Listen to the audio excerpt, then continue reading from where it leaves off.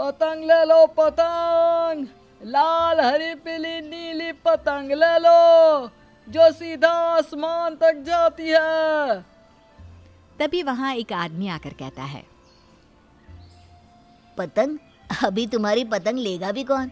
अभी कोई पतंग का सीजन भी है क्या? राजू की शक्ल मुरझा जाती है।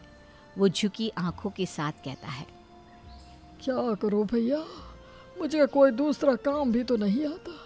इस पापी पेट के लिए ये सब करना पड़ता है। लेकिन तुम्हारी मेहनत बेकार ही जाएगी भाई, कोई नहीं लेगा तुम्हारी पतंग। राजू अपनी पत्नी कुसुम और 2 बच्चे नेहा और मेहुल के साथ जैसे तैसे गरीबी के दिन गुजारता है। बिना ऋतु के पतंग बेचने से राजू की एक भी पतंग नहीं बिकती। एक रोज कुसुम कहती है, इस तरह तो घर के खर्चे भी चलाना मुश्किल हो गया है जी। कब तक उधारी पे जीते रहेंगे, और भला कोई कब तक हमें राशन उधार देगा, इस उम्मीद पर कि पूरे साल का पैसा आप उसे मकर संक्रांति की कमाई से देंगे। आजकल तो मकर संक्रांति पर भी पतंगे पहले जितनी नहीं बिकती। अरे तो तुम ही बताओ मैं क्या करूं, मेरे पास कोई और रास्ता है क्या? नेहा और राजू अपने माँ बाप की बातें खड़े खड़े सुनते रहते हैं। तभी नेहा कहती है, पिताजी क्यों ना आप गैस वाले फुग्गे बेचना शुरू कर दो। फुग्गे तो बच्चे लेंगे ही, और वो भी ऋतु के बिना बिकेंगे भी। हाँ पिताजी, और कल से मैं भी आपके साथ पतंग बेचने आऊंगा। अरे तू जाकर क्या करेगा, धूप में घूमकर कुछ नहीं होगा, तो घर पर ही रह। मैं तो आऊंगा ही पिताजी। रात को नेहा और मेहुल विक्की से साइकिल में हवा भरने वाला पंप मांग कर ले आते हैं और रात भर बैठकर फुग्गे फुलाते हैं। अगले दिन सुबह सुबह मेहुल सारे फुग्गों को एक डंडे में बांधकर राजू के साथ जाने को तैयार हो जाता है। दोनों बाप बेटे घूमना शुरू कर देते हैं। ले लो लाल हरी पीली नीली पतंगे ले लो रंग बिरंगे फुग्गे ले लो, बच्चे बूढ़े सभी के लिए फुग्गे ले लो। फुग्गे देखकर कुछ बच्चे वहां आ जाते हैं। भैया ये हरा फुग्गा कितने का दिया? बस 10 रुपए का। बस 10 का? मुझे 2 दे दो। मेहुल उसे 2 फुग्गे दे देता है। भाई तुम पतंगे भी ले लो, पतंगे भी उड़ाने में बड़ा मजा आता है। लेकिन अभी कोई पतंग नहीं उड़ा रहा। अरे ये तो अच्छी बात है ना, तुम्हारी पतंग कटने का डर भी नहीं रहेगा और तुम पतंग उड़ाना अच्छे से सीख भी जाओगे, ताकि इस मकर संक्रांति पे अच्छों की छुट्टी कर सको। हाँ, आप एक लाल और एक पीली पतंग मुझे दे दो। मेहुल उसे पतंग दे देता है। मुझे भी एक फुग्गा और एक पतंग देना। मुझे भी फुग्गे और पतंग देना। इस तरह मेहुल और राजू के पतंग और फुग्गे दोनों बिक जाते हैं और बहुत दिनों के बाद राजू के चेहरे पर खुशी दिखाई देती है। वाह मेरे बेटे, तुमने तो कमाल कर दिया। जो पतंग इतने दिनों से बिक नहीं रही थी, तुमने वो भी बेच दी। पिताजी अब मैं रोज आपके साथ आऊंगा। ठीक है बेटा। पूरे दिन इसी तरह राजू और मेहुल घूम घूम कर पतंगे और फुग्गे बेचकर कमाई करते हैं। शाम को घर लौटते वक्त उनके हाथों में एक भी फुग्गा और पतंग नहीं बचती। कुसुम और नेहा ये देखकर बहुत खुश होते हैं। नेहा कहती है, आज तो बहुत खुशी का दिन है पिताजी, मुझे चाउमीन खाना है। हाँ दीदी, मुझे पता है तुम्हें चाउमीन कितनी पसंद है, इसलिए मैं और पिताजी आते वक्त तुम्हारे लिए चाउमीन लेकर आए हैं।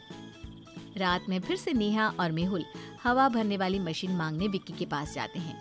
विक्की को जैसे ही पता चलता है कि मेहुल के फुग्गे एक ही दिन में बिक गए हैं, तो उसे जलन होने लगती है।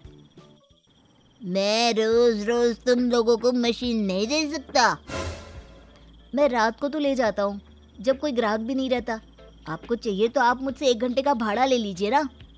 तुम दोनों निकलो, मुझे किसी से भाड़ा नहीं लेना। मेहुल और नेहा का मन छोटा हो जाता है। वो लोग मायूस होकर घर लौटते हैं। दीदी अब क्या होगा? अरे तू चिंता क्यों करता है, कोई ना कोई रास्ता जरूर निकल आएगा। कल तुम पतंगे लेकर जाना बेचने। मेहुल और राजू अगले दिन पतंगे बेचने जाते हैं। ले लो रंग बिरंगी लाल पीली हरी पतंगे ले लो। मेहुल की आवाज सुनकर कुछ बच्चे वहाँ जमा हो जाते हैं, लेकिन पतंगे नहीं लेते।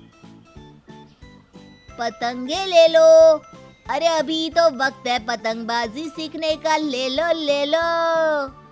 तभी वहाँ बच्चों की माएं आकर कहती हैं, रोज रोज हमारे बच्चों को पतंगे मत दो, वरना वो पढ़ाई की जगह बस पतंगे ही उड़ाएंगे। आप दोनों हमारे घर से कहीं और जाकर अपनी पतंगे बेचो।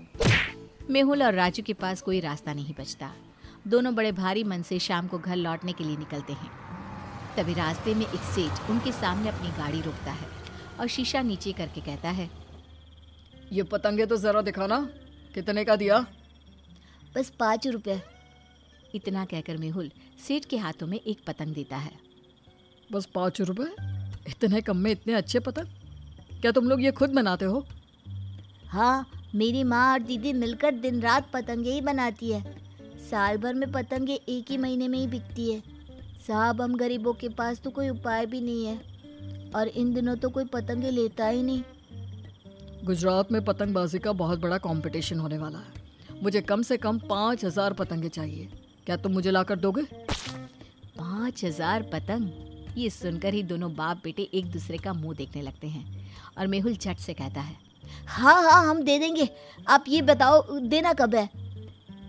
अगले महीने ही। ये लो एडवांस, और अपना पता और मोबाइल नंबर मुझे दे दो। शुक्रिया साहब, इतना बड़ा ऑर्डर देने के लिए। इसमें शुक्रिया की क्या बात है? वैसे कोई इस कंपटीशन में भाग लेना चाहे तो बता देना। ठीक है साहब। राजू और मेहुल घर में जाकर ये बात बताते हैं। तब नेहा कहती है, मैंने कहा था ना, कोई ना कोई रास्ता जरूर निकल आएगा। लेकिन 1 महीने में 5,000 पतंगे बन पाएगी? हमने हाँ तो कर दिया। उसकी चिंता आप दोनों मत करो, मैं और माँ सब संभाल लेंगे। 2,000 पतंगे पहले से ही बनी पड़ी हैं, बस 3,000 चाहिए, वो भी हो जाएगा। ये तो मकर संक्रांति के लिए है ना? अरे मकर संक्रांति के लिए और बन जाएंगे जी। कुसुम और नेहा सुबह पहले ही घर का काम कर लेती हैं और दिन भर पतंगे बनाने में लग जाती हैं। मेहुल और राजू भी उन दोनों के साथ पतंगे बनाने में उनकी मदद करते हैं। तभी नेहा कहती है, पिताजी, आप तो बहुत अच्छी पतंगबाजी कर लेते हैं, क्यों ना आप भी इस प्रतियोगिता में भाग लें? उन बड़े बड़े लोगों के बीच में मुझ गरीब को कौन ही मौका देगा? इसी तरह महीना पूरा होने को आता है और पतंगे पहुंचाने का दिन भी आ जाता है। राजू और मेहुल पतंग लेकर गुजरात के लिए निकल जाते हैं और सेठ के पास पहुंचकर उसे पतंगे दे देते हैं। तुम लोगों में लगन बहुत है, ये लो तुम्हारे बाकी के पैसे। और हाँ, कल हमारे यहाँ की पतंगबाजी देख कर ही जाना। मेरे पिताजी भी बहुत अच्छी पतंगबाजी कर लेते हैं। राजू, तो तुम भाग क्यों नहीं ले रहे हो इसमें? साहब, मैं कैसे? क्या मैं कैसे? कल चुपचाप तैयार रहना। अगले दिन राजू और मेहुल भी पतंगबाजी में जाते हैं और राजू भी बाकी लोगों के साथ भाग लेता है।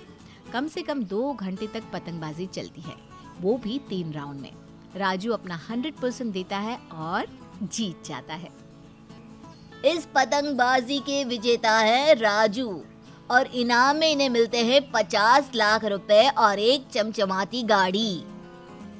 वाह राजू, तुमने तो कमाल ही कर दिया। मैंने कहा था ना पिताजी, आप जरूर जीतेंगे, मैंने कहा था ना। साहब, ये सब आपके ही कारण मुमकिन हो पाया है। ऐसी बातें मत करो। और हाँ, मुझे जब जब पतंग चाहिए होगी टाइम पर डिलीवरी करवा देना। बिल्कुल बिल्कुल साहब। राजू और मेहुल जीती हुई गाड़ी से घर लौटते हैं। नेहा और कुसुम तो खुशी से पागल हो जाती हैं। आखिर भगवान ने हमारे भी दिन बदल दिए। जीते हुए पैसों से राजू एक बड़ा सा घर खरीदता है और पतंगों का कारखाना लगा लेता है और बड़े बड़े ऑर्डर्स लेना भी शुरू कर देता है। अब गरीब राजू पतंग वाला एक बड़ा पतंग का व्यापारी बन जाता है और उसका परिवार एक अच्छी जिंदगी जीने लगता है।